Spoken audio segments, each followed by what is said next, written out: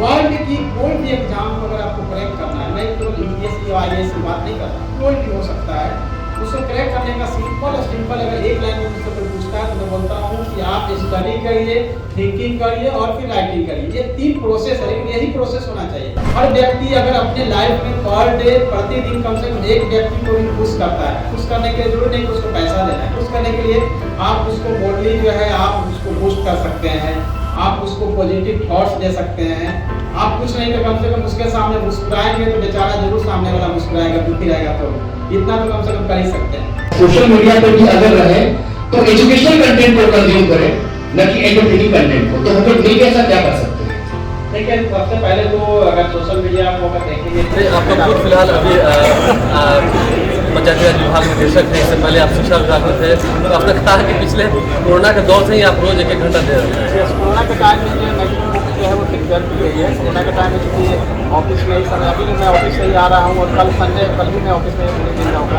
Office के time से 1-2 घंटा समय निकाल के इसको कंपाइलेशन का काम जो है मैं करता रहता हूँ और इसमें जो है प्रभात पब्लिकेशन ने जो है हमें अपॉर्चुनिटी दिया, इसलिए प्रभात पब्लिकेशन। नहीं, हमने देखा कि इसमें कई सारे सॉल्व पेपर्स भी हैं, यानी कि कई सालों के आप उत्तर पुस्तिकाओं को दे रहे हैं ताकि वो उससे सीख सकें। यस, क्वेश्चन बैंक्स का भी मैंने ध्यान दिया है। डिस्क्रिप्शन जो है उसको अगर पढ़ेंगे तो ऑटोमेटिक जो है जीएस की तैयारी जो है वो होती चली जाएगी। सबको नमस्कार करते हुए मैं कहना चाहता हूँ कि किताब लिखना इतना आसान नहीं होता है और जितना लेखक होता है उससे कहीं अधिक जो है प्रबुद्ध जो होते हैं उसके पाठक होते हैं, जो उसको पढ़ते हैं।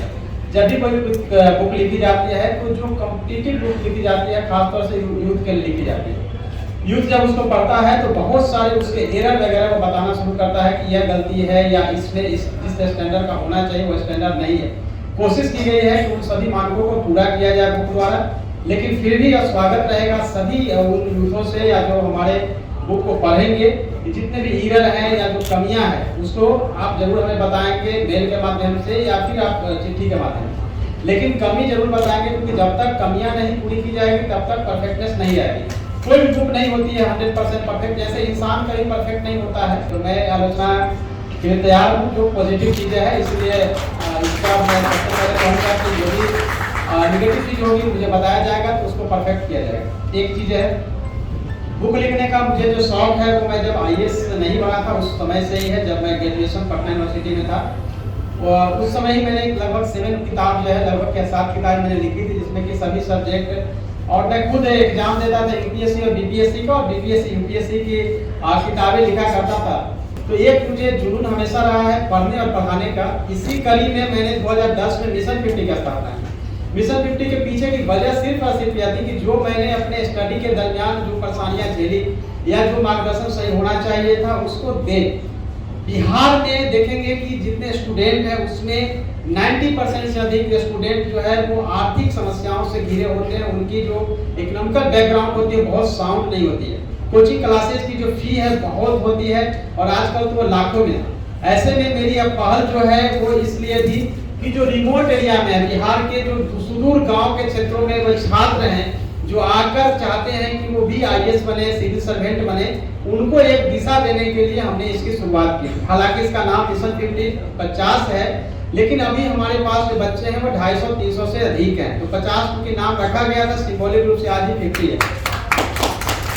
दूसरा है कि कोविड के चलते जो है आपने देखा होगा कि यूट्यूब और सोशल मीडिया का इतना क्रेज बढ़ा है, तो हमने भी यूट्यूब चैनल जो है स्टार्ट कर दिया। जैसे ही कोविड आया तो कोशिश ये रही कि जो बाहर है, बिहार से बाहर या फिर गांव में जो स्टडी कर रहे हैं, उनको यूट्यूब के माध्यम से भी जानकारियां दी जाए, उनको गाइड किया जाए। तो उस माध्यम से देखेंगे तो लगभग 3 लाख 4 लाख बच्चे वैसे भी लाभान्वित हो रहे हैं।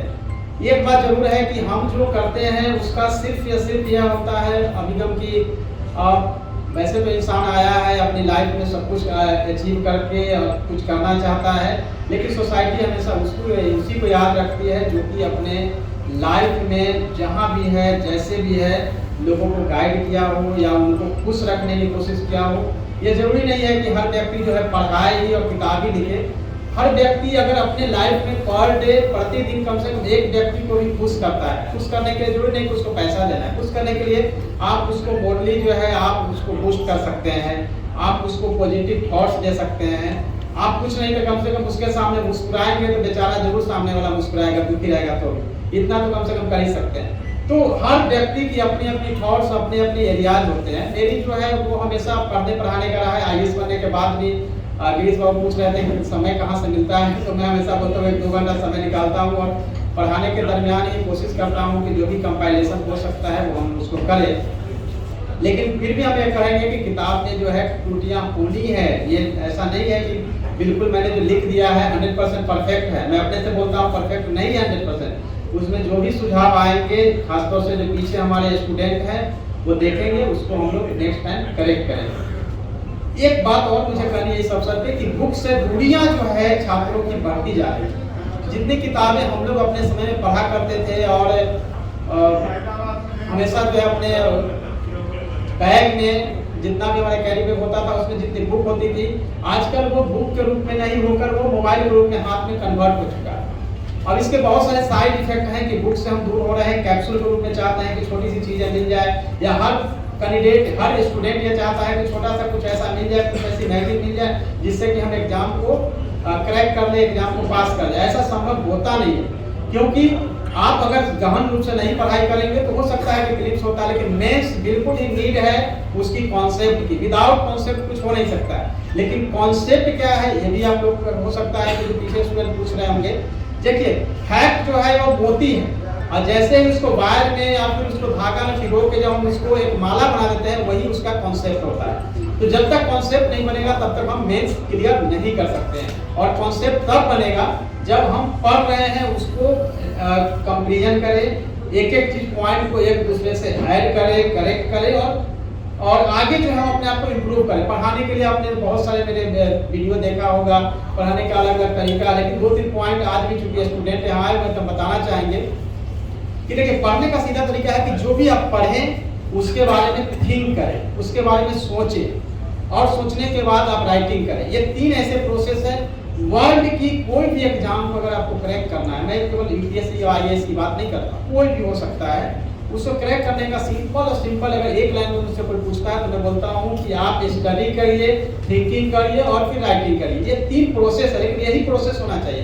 किताब को पढ़ें, फिर सोचें क्या क्वेश्चन आता है, रिट्राइवल मेथड से क्वेश्चन किताब से पूछें क्या हो सकता है, या पिछले वर्ष में क्या पूछा गया, या हम 1.5 घंटे पढ़ने के बाद एक ब्रेक माइंड से सोचते हैं कि क्या क्या हमने पढ़ा है। उसके बाद जो है खुद से उसको लिखना शुरू करना चाहिए। राइटिंग प्रैक्टिस का होना जरूरी है। जब आप लिखते हैं तब ये 3 प्रोसेस करते हैं तो कुछ भी आपको याद ना हो ऐसा नहीं हो सकता है। बहुत सारे लोगों को समस्या होती है या उनके बच्चे बोलते हैं कि मुझे तो याद ही नहीं होता है, खूब पढ़ते याद नहीं होता है। उसके बहुत सारे ट्रिक हैं कि कैसे याद करेंगे।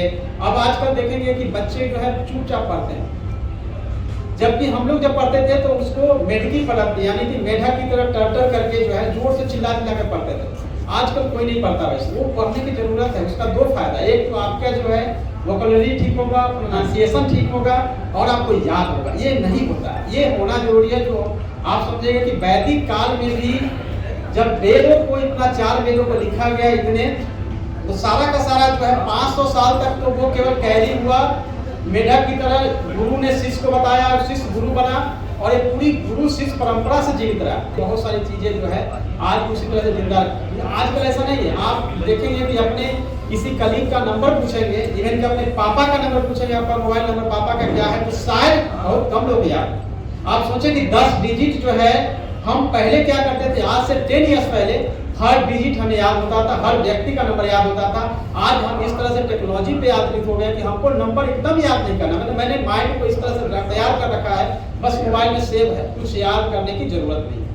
लिखने का जो आदत है वो बिल्कुल छूट चुका है। अगर मैं टेस्ट लूँ किसी स्टूडेंट के पूरे 100, 150, 200 के ग्रुप में, मुश्किल से 5 ऐसे स्टूडेंट होते हैं जो बिल्कुल परफेक्टली शुद्ध हिंदी हो या इंग्लिश हो लिखते हैं। अदरवाइज सबकी सब जो है स्पेलिंग मिस्टेक से लेकर वाक्यांश सब गलत ही होता है। ये मेरा टेस्ट किया हुआ है। इसकी वजह सिर्फ और सिर्फ है सोशल मीडिया, जिसमें हम केवल मोबाइल पे टाइप करते रहते हैं। सोशल मीडिया पर भी अगर रहे तो एजुकेशनल कंटेंट को कंज्यूम करें, न कि एंटरटेनिंग कंटेंट को। तो हम लोग नहीं ऐसा क्या कर सकते हैं? देखिए सबसे पहले तो अगर सोशल मीडिया को अगर देखेंगे तो उसको पहले पॉजिटिव रूप में कैसे यूज करें। और जब स्टूडेंट हैं, मैं आपको इसको दूसरे तरीके से बताता हूँ। देखिए सोशल का मतलब जो मैं समझता हूँ, सोशल का मतलब हालांकि बच्चे जब जन्म लेते तब से सोसाइटी में आते सोशल हो जाते हैं। लेकिन दूसरे तरीके से इसको देखें तो सोशल का मतलब हो गया कि हमारी शादी हो गई, जैसे मेरे बच्चे हो गए, तब हम लोग सोशल हो गए, सोशल मीडिया यूज कर सकते हैं। लेकिन सोशल होने से पहले ही बच्चे जो है हमारे वो पहले से ही मोबाइल उन्होंने यूज करना शुरू किया, तो ये सही नहीं है। अब उसको हम बताते हैं कैसे कट कर सकते हैं। बच्चों को आप बिल्कुल आप 1 से 1.5 घंटे का पहले ही डिसाइड कर दीजिए कि बाबू तुमको मोबाइल हम 5 बजे देने वाले हैं, 7 बजे ले लेने वाले हैं। 2 घंटा में तुमको जितना भी कंज्यूम करना है, जितना भी समझना है, गूगल सर्च करना है, गूगल करना है, वो सब आपको उतना देर में कर दो। दूसरा है कि कभी भी बच्चों को नाइट में जब सोने जाते हैं तो आप उसको मोबाइल हाथ में मत दीजिए, क्योंकि वो रात भर मोबाइल ही करते रहता है। उस समय सोने से पहले आप मोबाइल 1 घंटा पहले ही आप ले लेना सबसे बेहतर तरीका है कि आप उसको मोबाइल को कम से कम यूटिलाइज करें। स्कूल, कोचिंग या क्लासेस वगैरह जाता है, बिल्कुल उसको मोबाइल जो है सो लेके जा सकता है, लेकिन आप यह कहें कि डाटा वगैरह ऑफ रखें, लेकिन मिनिमम यूज करने के लिए 2 घंटा कर सकते हैं। लेकिन आप जैसे बताया कि ट्रैक पे लाने के लिए तो सोशल मीडिया के जो पॉजिटिव चीजें हैं उसके बारे में बताना बहुत जरूरी है।